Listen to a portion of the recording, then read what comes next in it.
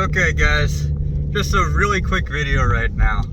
Last night I was on a live stream on Twitter, and I was, Scott Pressler was there, but he was just a listener. I'm not sure if he actually got to speak. But there were a bunch of guys with small Twitter channels who were talking about the election last night. Now the election last night, Republicans basically broke even. They kept basically all their high positions, and they lost the House in Virginia, which was to be expected since they had the House to begin with. Usually during the midterms, the House will switch parties. And originally, the Republicans won 52 seats in the House in Virginia, and 48 were given to the Democrats. However, over the last year and a half, 6 people left their positions for one reason or another.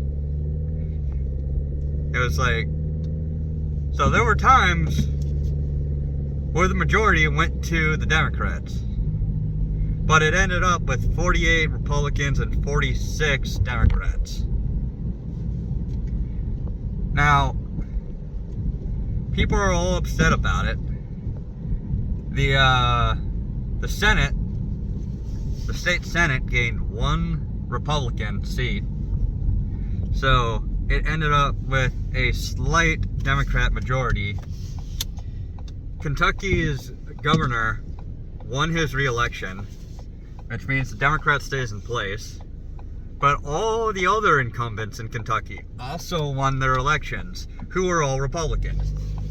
And then all the incumbents in Mississippi won their re-elections. One city had a Republican mayor who got replaced by a Democrat. Well, more than likely. That race hasn't been called yet. I haven't checked this morning, actually. But it seemed more than likely that she was going to get replaced.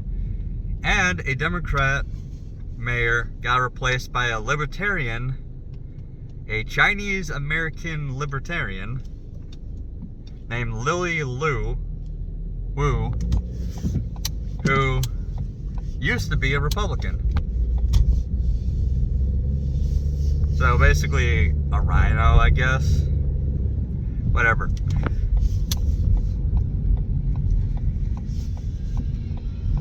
But, and then the Supreme Court seat was already held by Democrats. Democrats held that seat in Pennsylvania. And what was the other thing? Oh yeah, abortion got codified in Ohio's law. And I blame that on people who want small government. They don't want the government to get involved in people's personal lives. I mean, they don't care about the personal lives of the babies, but whatever. Honestly, I expected that, and honestly, I don't think it's... I mean, it's a huge deal if you're pro-life. Like, you're devastated right now. I understand that. But if we're talking about the long term, what this means is that all the single liberal women who care about abortion can no longer claim to come out in support of abortion rights, to vote on abortion, because literally they already codified it. So why would they need to come out and vote in 2024? The same with Michigan. But anyways, I was on this live stream, and one of the guys in it is a DeSantis supporter. I mean, the whole group was a DeSantis, full of DeSantis supporters. These guys had like 2,000 followers apiece. And one of the guys was complaining that MAGA is always trying to get him to think their way, and that he's trying, and like we're trying to make him vote for Trump, and that the more we push him, the less likely he's gonna vote for Trump, right? Like, he's sick of people trying to control him. And every time I said something that he didn't like, he muted me. Like 5 different times. And he was like, hold on, I'm muting you. I'm going to give you all these points. And I'm not going to give you any rebuttal whatsoever. And every time I tried to give a rebuttal, he would mute me. And then he acted like he won the argument. Look, man, I actually stunned him at one point where he was like going on a rampage saying like how much I hate DeSantis and would never vote me. How I hate DeSantis and I would never vote for him, and I'm in a cult and I'm never going to lead that cult, and I like unmuted myself because they turned off the mute by host. I was like, dude, I'm gonna vote for the 2028. What are you talking about? And the guy was stunned silent. It's like, I like DeSantis. I mean, I don't like a lot of what he's done, especially with his blatant backstabbing of Trump.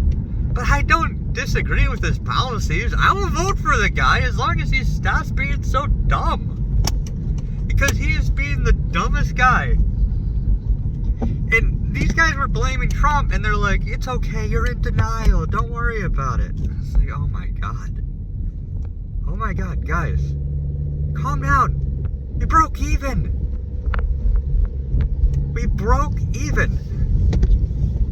It was an off-season election. No one cared. Ohio is not going to increase the number of abortions for this. They were already doing abortions. They were already doing late-term abortions. If you had put up a proposal to limit abortions, okay, us winning that would have been a significant step to victory. But for the love of God, basically, they decided over there that freaking they were doing abortions and they wanted to keep doing abortions. They're not going to do more abortions now that it's like permanently illegal.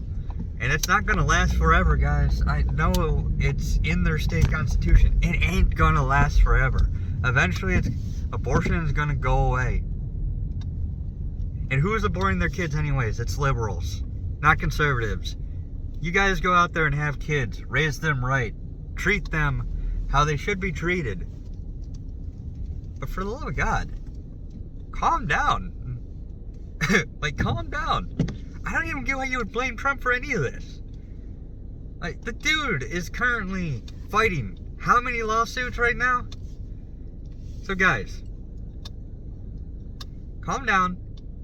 Trump supports people, but they don't win because they're losers. If they can't pull themselves up by their bootstraps, you can't blame Trump for that. Trump gave them as much of a boost as he possibly could. Meanwhile, DeSantis is running a race that he can't win, spending all this money that could be better used for marketing for all these Republicans who lost. But if they can't raise their own money, the losers. Trump gave them a boost. Trump did the best he could for them. You can't blame Trump when someone else can't seal the deal. Okay? Anyways, that's all I gotta say. I gotta go order food. Bye, guys.